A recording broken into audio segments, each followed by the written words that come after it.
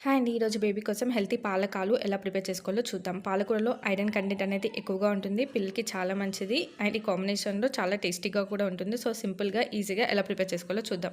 ముందుగా దీనికోసం కొద్దిగా పాలకూర తీసుకున్నాను. దాన్ని నీట్‌గా ఒక 2, 3 టైమ్స్ వాష్ చేసుకోండి. ఇది వర్షాకాలం కాబట్టి కొన్ని పురుగులు ఉంటాయి కాబట్టి నీట్‌గా 2, 3 టైమ్స్ వాష్ చేసుకొని ఇలా కట్ చేసుకోండి. ఇప్పుడు ఒక ఆలుగడ్డ తీసుకొని దాన్ని నీట్‌గా వాష్ చేసుకొని ఇలా పీల్ ఆఫ్ చేసుకొని చిన్న చిన్న ముక్కలుగా కట్ చేసుకోండి.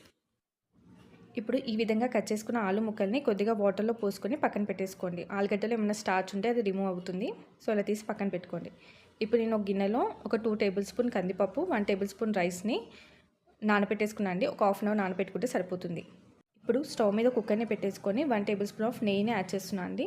ఇప్పుడు నెయ్యి కాగిన తర్వాత అందులో కొద్దిగా ఉల్లిపాయలు, 2 వెల్లుల్లి రెమ్మలు వేసుకొని అది కొద్దిగా 2 నిమిషాలు వేయించుకున్న తర్వాత మనం పక్కన కట్ చేసి పెట్టుకున్న పాలకూరను వేసుకొని 2 నిమిషాలు నెయ్యిలో వేయించుకుందాం. ఇలా ఒక 2, 3 నిమిషాలు పాలకూరని వేయించుకున్న తర్వాత కొద్దిగా పసుపుని యాడ్ చేసుకోండి. ఇప్పుడు ఒకసారి బాగా మిక్స్ చేసుకోండి.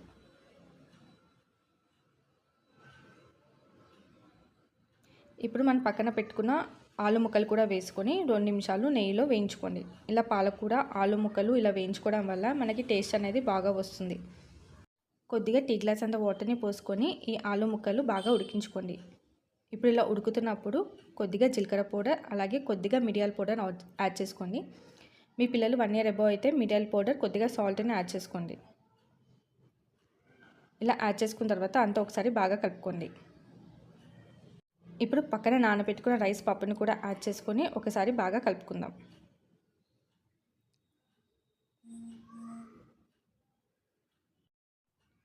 ఇప్పుడు ఇలా బాయిల్ అవుతున్నప్పుడు ఇంకొద్దిగా వాటర్ పోసుకొని కుక్కర్ పైన మూత పెట్టేసుకొని ఒక 5 to 6 విజిల్స్ వచ్చేంత వరకు కుక్ చేసుకుందాం. ఇప్పుడు ప్రెషర్ అంతా పోయిన తర్వాత కుక్కర్ పైన మూత తీసి చూసారా, అంత బాగా కుక్ అయింది. ఇప్పుడు ఒక స్మాష్ హెల్ప్తో మెత్తగా స్మాష్ చేసుకుందాం. మీ పిల్లలు ఎంత కన్సిస్టెన్సీలో తింటారో అంత మెత్తగా స్మాష్ చేసుకోండి. ఈ విధంగా స్మాష్ చేసుకున్న తర్వాత ఒక బౌల్లోకి ట్రాన్స్ఫర్ చేసుకొని కొద్దిగా గోరువెచ్చగా ఉన్నప్పుడు పిల్లలకి సర్వ్ చేయండి. ఈ రెసిపీ మీకు నచ్చినట్టయితే ప్లీజ్ మన ఛానల్ని లైక్ చేసి సబ్స్క్రైబ్ చేసుకోండి. అలా అయితే మరిన్ని వీడియోస్ మిస్ కాకుండా ఉంటారు.